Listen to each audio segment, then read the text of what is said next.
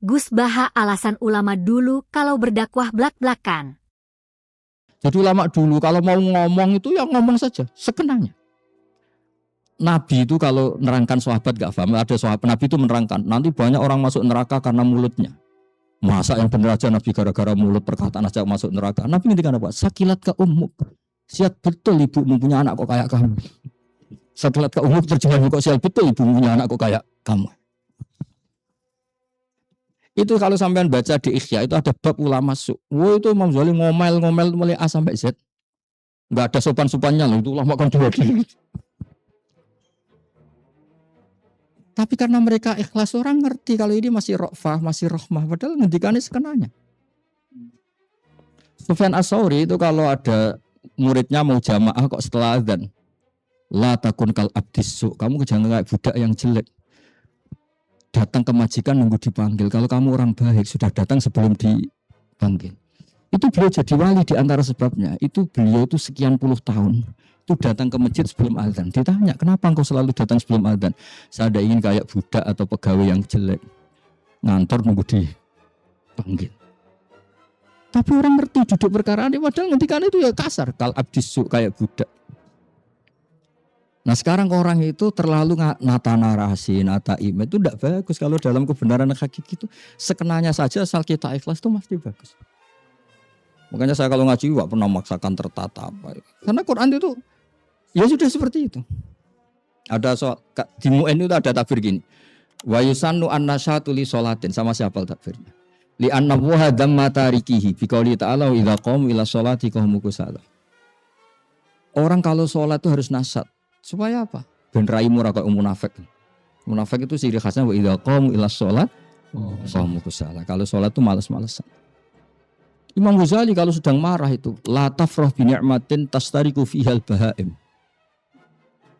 Kalau kamu bangga makan, hewan makan, kawin malah hewan kawan kawin. Tapi kalau tahajud, hewan enggak pernah tahajud, apalagi mengkaji tafsir enggak pernah. Jadi banggalah dengan nikmat yang hewan itu enggak bisa. Kamu bangga makan, hewan makan. Malah lebih kuat makannya dibanding kamu. Jadi terus kedua wal fusak. Dan jangan bangga dengan nikmat yang orang fasik pun ya seperti itu. Copet itu sampai nyopet karena apa? Suka uang. Koruptor sampai korupsi karena apa? Suka uang. Jadi kalau kamu bilang, kiai sekarang perlu punya uang banyak karena uang itu penting. Yang tahu itu tidak hanya kiai, orang fasik gak tahu kalau uang itu penting. Jangan bangga dengan satu nikmat yang orang fasik ya sama. Banggalah dengan orang nikmat yang hanya khasnya orang soleh.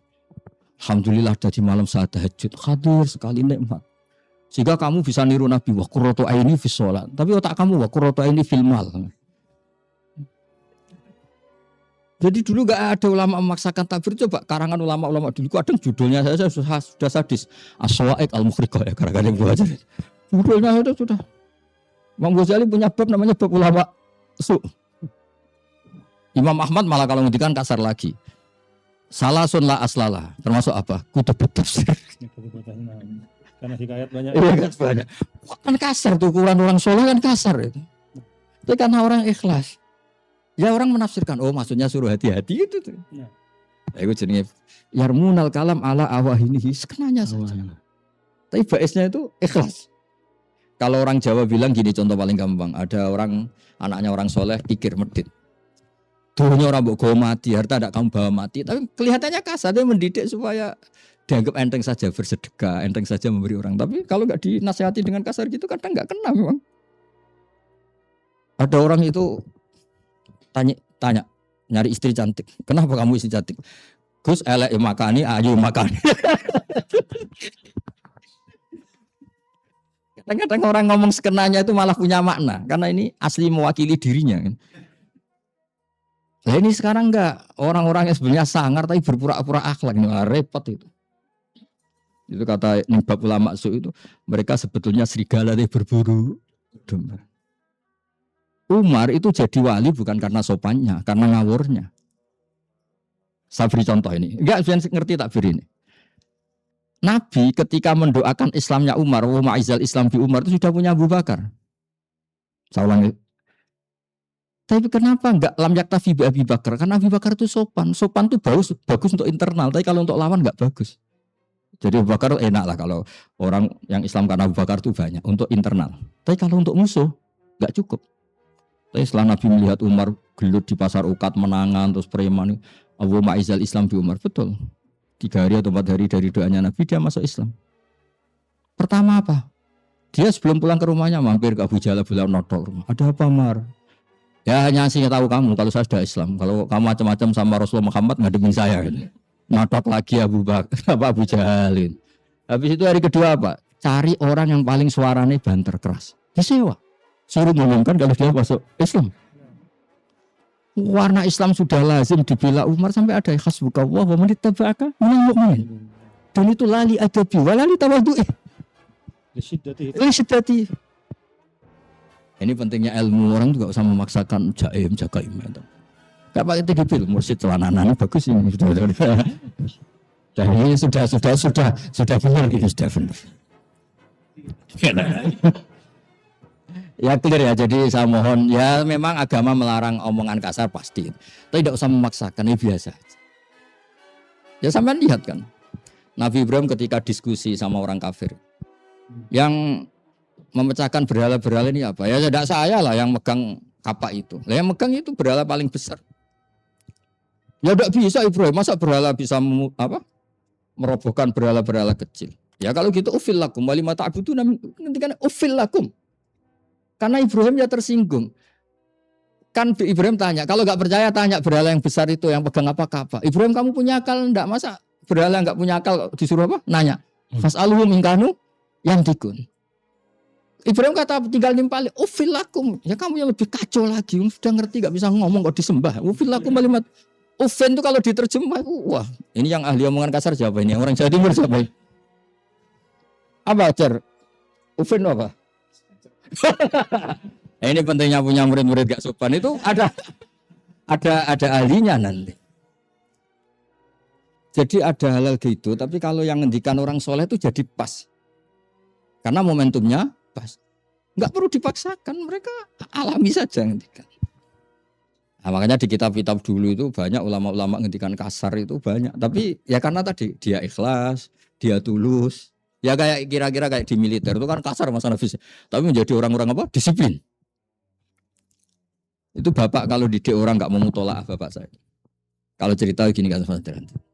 Kan bapak dulu pernah dersan setoran 3:30 dini hari, 3:30 pagi. Kalau bapak guyon gini Pak gitu. Itu kalau ada orang mau nyuri pelem apa mangga tetangga itu nunggu pagi enggak. Kalau ada orang mau nyuri ayam itu nunggu pagi, orang masih tidur semua.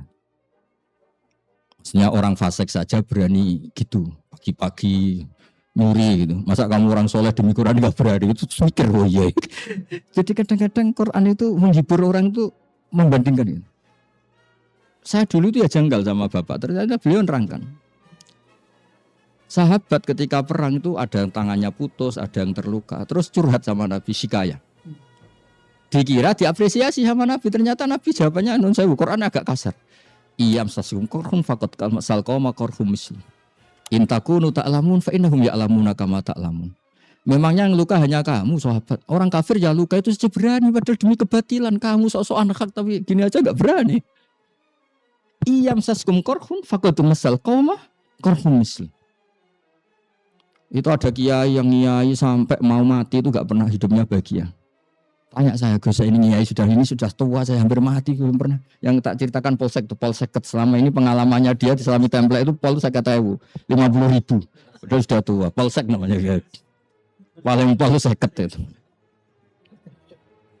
Ya itu kisah nyata. Itu Habib Nabil Al-Musaw tertawa-tawa karena pas ada ngaji saya muin, itu ada 50 kiai yang jenis polsek semua. Habib Nabil pas ke sana, pas ngundang saya yang acara dia Istiqlal, menyaksikan itu. Lah kok iya proses kok bisa hidup. Beliau ikut hadir di ngaji itu. Enggak sengaja sih niat ngundang saya. Terus tak kandanin gitu. Ya artinya gini, orang itu jadi badan narkoba itu sudah punya atasan, rawan ditangkap polisi, antar mereka rawan saling bunuh itu saja berani. Masa kita iqamatul haq jadi kiai tidak berani. Banyak orang sudah miskin mulai kecil sampai tua jadi ahlul maksiyah. Sudah anak buah ditugaskan hal yang maksiyah. Berani. Masa kita jadi orang baik gak berani? Itu ratusan kiai nangis. Karena apa? Orang yang akal saja berani dengan segala risikonya. Masa kita orang soleh enggak? Makanya Quran bilang intakunu ta'lamun, pakai hamzah ya, bukan pakai n. Intakunu ta'lamun. Kalau kamu merasa sakit karena jadi orang baik, fa innahum ya'lamuna kama ta'lamun. Orang-orang jelek juga sakit sebagaimana kamu. Tapi kamu punya kelebihan wa tarjuna minallah ma la yarju. Itu secara bahasa kan Pak Salim itu kan kayak agak kasar gitu. Tapi itu cara Allah membentuk kita. Kalau diperhalus malah enggak ngena, enggak cocok untuk bentuk kita. Ya, makanya di sini diredaksikan balkanu yarmuna bil kalam ala awahinihi wala yubaluna kaifa waqa'a fi tartibi.